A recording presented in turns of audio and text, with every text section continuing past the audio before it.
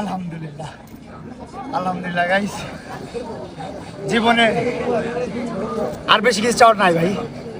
আল্লাহর ঘরে আসতে পারছি, কাবা ঘরটা ছুঁইতে পারছি, চুমা দিতে পারছি, আলহামদুলিল্লাহ। আমার জীবন সার্থক, আমার জীবন সার্থক।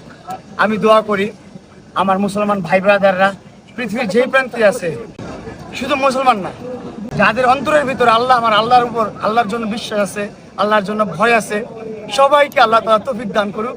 সবাই যেন উমরা করতে আসতে পারে, সবাই যেন হজটা করতে পারে, আর সবার কপালে যেন এটা ছুঁয়ে দেখার তৌফিক থাকে। সবার জন্য দোয়া রইল। আমি আসলে খুব এক্সাইটেড। আমি এত জাতা খাইছি ভাই, আমি ছোট্ট একটা মানুষ ভাই, এতগুলো জাতা খাইছি। ও মাই গড, আলহামদুলিল্লাহ। সবশেষে আমি কাবা ঘর ছুঁইতে পারছি, আল্লাহর কাছে মাফ চাইতে পারছি, এটাই অনেক কিছু।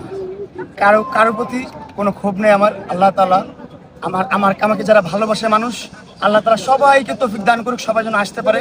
আর যারা আমাকে হেট করে, যারা আমাকে ঘৃণা করে, আল্লাহ তাআলা তাদেরকে হেদায়েত দান করুক, তারা যেন বুঝতে পারে সবকিছু, এবং তাদেরকেও আল্লাহ তাআলা তৌফিক দান করুক, তারাও যেন হজ করতে পারে, উমরা করতে পারে। আমার শত্রুদের জন্য ভালোবাসা, ভালোবাসার মানুষের জন্য ভালোবাসা।